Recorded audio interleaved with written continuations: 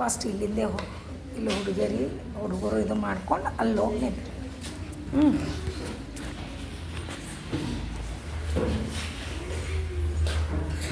ಈಗ ಕತೆ ಅಂದರೆ ನಿಮಗೆಲ್ಲ ಭಾಳ ಇಷ್ಟ ಅಲ್ಲ?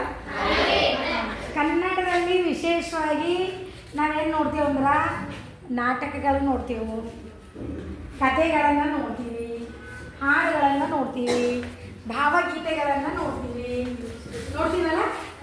ಇವತ್ತ ನಾನು ನಿಮಗೆ ಒಂದು ಕಥೆಯನ್ನು ಹೇಳ್ತೀನಿ, ಅನಂತರ ನಾವು ಪಾಠವನ್ನು ಪ್ರಾರಂಭಿಸೋಣ.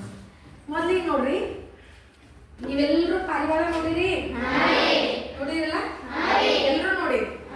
ಯಾವ ಬಣ್ಣ ಇರ್ತದ ಪಾರಿವಾಳ? ಬೂದಿ ಬಣ್ಣ, ಬಿಳಿ ಬಣ್ಣ ಪಾರಿವಾಳ ಇರ್ತದೆ ನೋಡ್ರಿ. ಪಾರಿವಾಳ ಏನಾಗಿತ್ತಂದ್ರ ಒಂದ್ಸಲ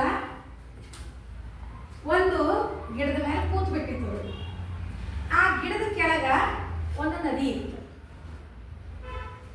ಆ ಗಿಡದ ಎಲೆಗಳೆಲ್ಲ ಆ ನದಿಯಲ್ಲಿ ಉದುರು ಬೀಳ್ತಾ ಇತ್ತು. ಆ ಸ್ವಲ್ಪ ನದಿಯಲ್ಲಿ ಒಂದು ಇರುವೆ, ದಪ್ಪನ ಇರುವೆ, ಆ ಗಿಡದ ಎಲೆ ಮೇಲೆ ಇದ್ದಂತ ಇರುವೆ ನದಿಯಲ್ಲಿ ಬಿತ್ತು ಜಾರಿ. ಅದು ಮುಳುಗು ತೇಲು ಮಾಡ್ತಾ ಇತ್ತು. ಅದು ದಡವನ್ನ ಸೇರ್ಲಿಕ್ಕೆ ಪ್ರಯತ್ನ ಮಾಡ್ತಾ ಇತ್ತು. ಆವಾಗ ಪಾರಿವಾಳ ಆ ಇರುವೆಯನ್ನ ನೋಡ್ತು.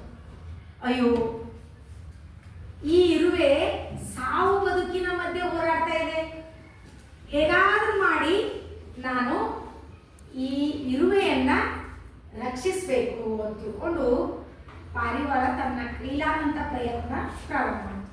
ಪಾರಿವಾಳ ಏನ್ ಮಾಡ್ತಂದ್ರ ಗಿಡದ ಎಲೆಗಳನ್ನ ಕಡಿದು ತನ್ನ ಬಾಯಿಯಿಂದ ಕಡಿದು ಆ ಇರುವೆ ಎಲ್ಲಿ ಇತ್ತಲ್ಲ ಅಲ್ಲಿ ಎಲೆಗಳನ್ನ ಬೀಸಾಡ್ತು. ಆವಾಗ ಇರುವೆ ಏನ್ ಮಾಡ್ತು, ಪ್ರಯತ್ನದಿಂದ ಒಂದು ಎಲೆ ಮೇಲೆ ಬಂದು ಕೂತು. ಆವಾಗ ಆ ಎಲೆ ನದಿಯ ನೀರಿನ ಅಲೆಗಳಿಗೆ ತೇಲ್ತಾ ದಡವನ್ನ ಬಂದು ಸೇರಿತು. ನೋಡ್ರಿ, ಅವಾಗ ಇರುವೆ ಬಹಳ ಖುಷಿ ಆಯ್ತು. ಅದು ಮನಸ್ಸಿನಲ್ಲಿಯೇ ಪಾರಿವಾಳಕ್ಕ ಕೃತಜ್ಞತೆಯನ್ನ ಸಲ್ಲಿಸ್ತು. ಮತ್ತೆ ಒಂದ್ ದಿವಸ ಏನಾಯ್ತಂದ್ರ ಒಬ್ಬ ಬೇಡ ತುಂಬಾ ಹಸುವೆ ಆಗಿತ್ತು ಅವನಿಗೆ.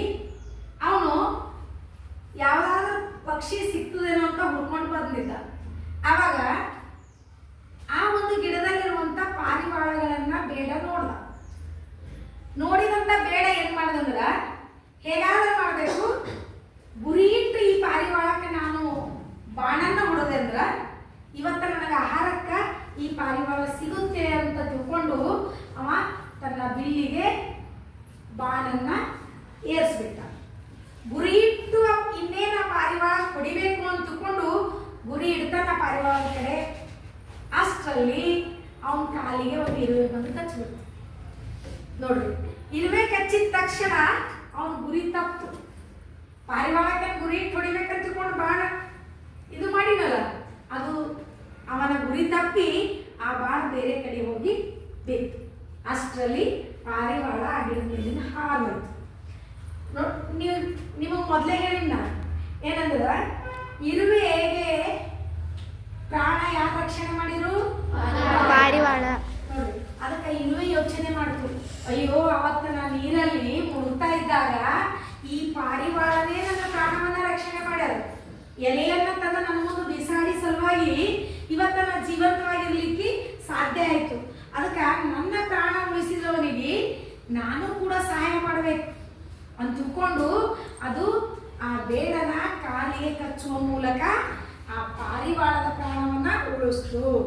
ಮಕ್ಕಳೇ, ಈ ಕಥೆಯಿಂದ ನಾವೇನ್ ತಿಳ್ಕೊಂಡೆವು?